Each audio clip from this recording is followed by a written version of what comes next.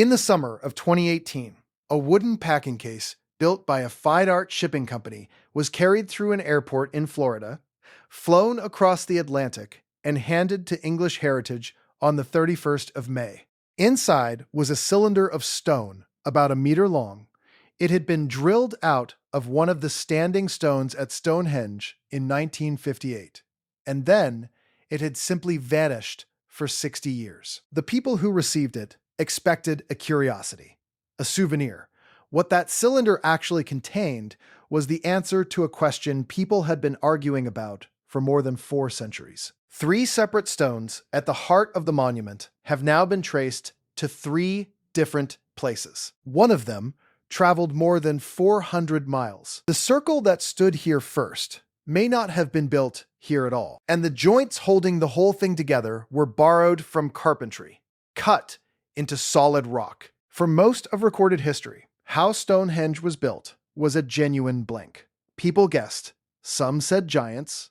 Some said Merlin flew the stones from Ireland by magic. What has happened in the last few years is different in kind, because for the first time, the guessing has been replaced by chemistry, by dating, and by physical evidence pulled out of the ground. This is the story of how a monument that kept its secret for 5,000 years finally gave a large part of it up. Start with the stones themselves, because there are 2 completely different kinds, and they came from opposite ends of the country. The big ones are called sarsens, the giant uprights, and the lintels laid across their tops, the shape everyone pictures when they hear the word Stonehenge. They typically weigh between 10 and 30 tons and stand up to 7 meters tall. For over 300 years, the debate was simple and unresolved.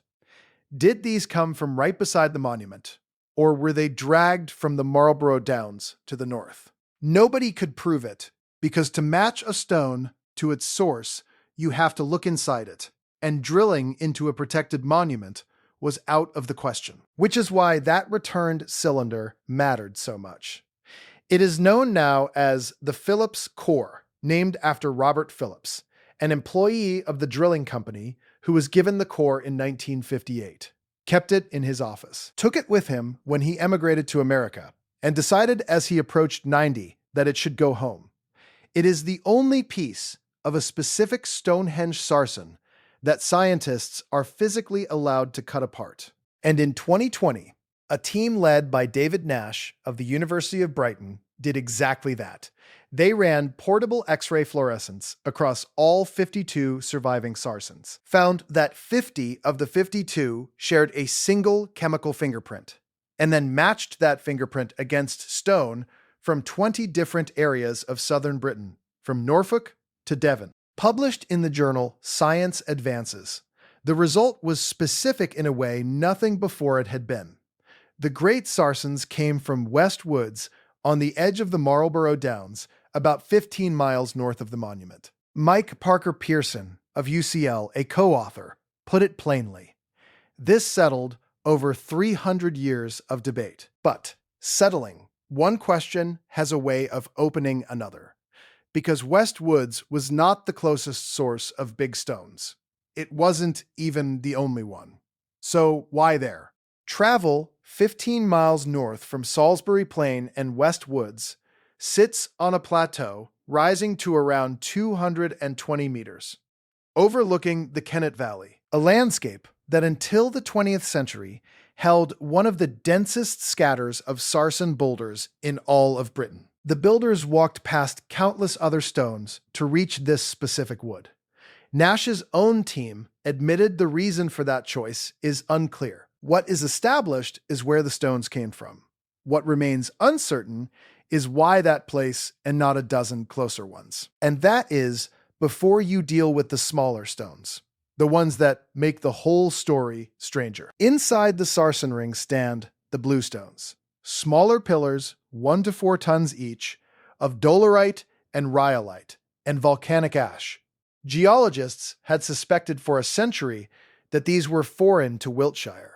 In 1923, the Welsh geologist Herbert Thomas argued they came from the Preseli Hills in West Wales, and crucially, that people moved them, not glaciers. Recent work has confirmed the sources with startling precision. Spotted dolerite has been traced to an outcrop called Carn Godog on the north slope of the Preselis. One type of rhyolite was matched to a rocky spur called Craig Rossi Felon in the valley below. Those quarries are around 140 miles west of Stonehenge. No other stone circle in Europe used stone quarried more than about 20 kilometers away. Stonehenge did it at scale across most of the width of Britain. And then the dating threw up something nobody expected. When Parker Pearson's team excavated the Welsh quarries, they found the blue stones had been levered out of the rock several hundred years before the stones appear at Stonehenge. There was a gap of centuries between the quarrying and the arrival. So, where were the stones in between? The answer they proposed sits about 3 miles from those quarries, on a bleak stretch of moorland called Wan Mon, on the southern slopes of the Preseli Range. Today, there is almost nothing there.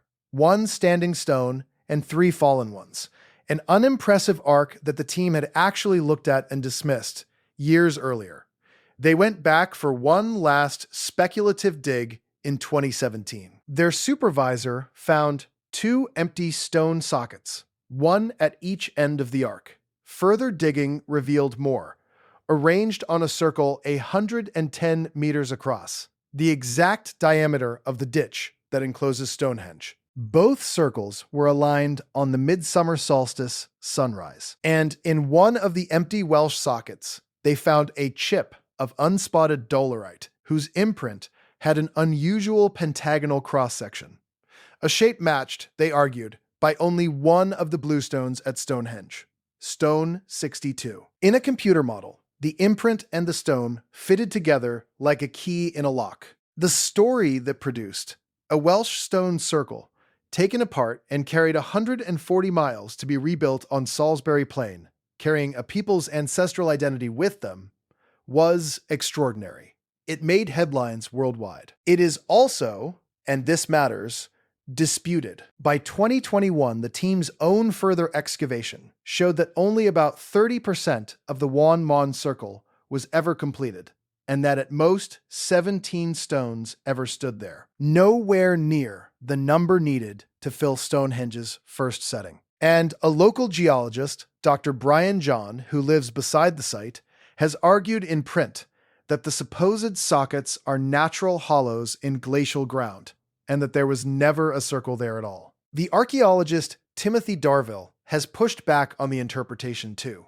What is established? The bluestones came from the Preseli Hills, and they were moved by people. What remains genuinely open is whether Wan Mon was their first home, or whether that particular chapter is a story we've told ourselves. And just when the map of Stonehenge's origins seemed to have 2 ends, Wiltshire and Wales, a third stone broke it open completely. At the very center of the monument, half buried beneath 2 collapsed sarcens, lies a 5-meter slab of sandstone called the altar stone. Everyone had assumed it, too, came from Wales. In August 2024, a team including Anthony Clark of Curtin University in Australia published an analysis in Nature of the age and chemistry of tiny mineral grains inside it. Zircon, rutile, apatite. Each grain a clock. The fingerprint didn't match Wales. It didn't match anywhere in southern Britain. It matched the Orcadian Basin of northeast Scotland. That is a straight line distance of more than 430 miles. The longest journey known for any stone in any Neolithic monument in Britain, and one the researchers think was most likely made, at least in part, by sea. Clark has said that when the first data came back, he didn't believe it, and ran it again, and it kept pointing north. The team can't yet say how the stone traveled, or why. What the altar stone proves is that the people who built this place were connected across the entire length of the island in a way nobody had imagined. By this point, the pattern is clear, and it is not the pattern anyone expected. Stonehenge is not a local monument built from local rock. It is an assembly point, a place where stone from Wiltshire, from Wales, and from the far north of Scotland was gathered together into one structure. The question of how it was built turns out to be inseparable from the question of how a Neolithic society coordinated the movement of enormous weights across hundreds of miles. So how, physically, did they do it? Here, the evidence is firmer than most people assume. The first monument, around 3000 BC, was an earthwork, a ditch and bank dug with antler picks, the same tools William Gowland found on site during restoration work back in 1901. The Sarsens came later. To move them, the builders almost certainly mounted each stone on a wooden sledge and hauled it over timbers laid down like rails, greasing the friction away. English heritage estimates moving a single sarsen the 20-odd miles could have taken hundreds of people several weeks. Shaping was brutal, patient work. The stones were pounded into form with hammerstones, rounded lumps of harder rock, and it could take as many as 1,000 of them, some weighing 60 pounds, to dress a single sarsen, shaving off up to a ton of material. To raise an upright, they dug a pit with one sloping side, lined the back with stakes, and levered the stone up on ropes of plant fiber, probably against a wooden A-frame, before packing the base with rubble. And then comes the detail that tells you these were not primitive people fumbling with rocks. They locked the stones together using joints from carpentry. Each upright was carved with protruding knobs, tenons, that slotted into hollowed sockets, mortises, on the underside of each lintel. The curved lintels of the outer ring were then fitted to each other, end to end, with tongue and groove joints. These are woodworking techniques, cut into stone that is over 99% quartz. It suggests the architects were master carpenters first, treating 30-ton blocks as if they were timber. Which brings us back to the promise in the title. After centuries of guessing, do we finally know how Stonehenge was built? Honestly, in large part, yes. We know what the stones are, and now, for the first time in over 400 years, we know where nearly all of them came from. West Woods, the Preseli Hills, the Orcadian Basin. We know the tools, the sledges, the ramps, the ropes, and the borrowed carpentry that held it together. The mechanics that were pure speculation a generation ago are now supported by chemistry and excavation. That is a real answer, and it deserves to be called one. But every one of those answers widened the mystery instead of closing it. We can tell you the altar stone came from Scotland. We cannot tell you how a 6-ton slab crossed 400 miles, or why it was worth doing. We can tell you the blue stones came from Wales. We are still arguing about whether they stood in a circle there first. We can tell you West Woods was the source. We cannot tell you why the builders walked past 1,000 closer stones to reach it. The discovery didn't solve Stonehenge. It made it larger, and the work is not finished. The team that traced the altar stone to the Orcadian Basin has said outright that their search for its exact source is still underway, somewhere along a coastal strip in the far north of Scotland. A specific outcrop is waiting to be matched, grain by grain, to the stone at the center of the circle. The next fingerprint is already being taken. If you want to be here when it lands, when the last stone finally gives up the place it came from, this is the channel that will follow it.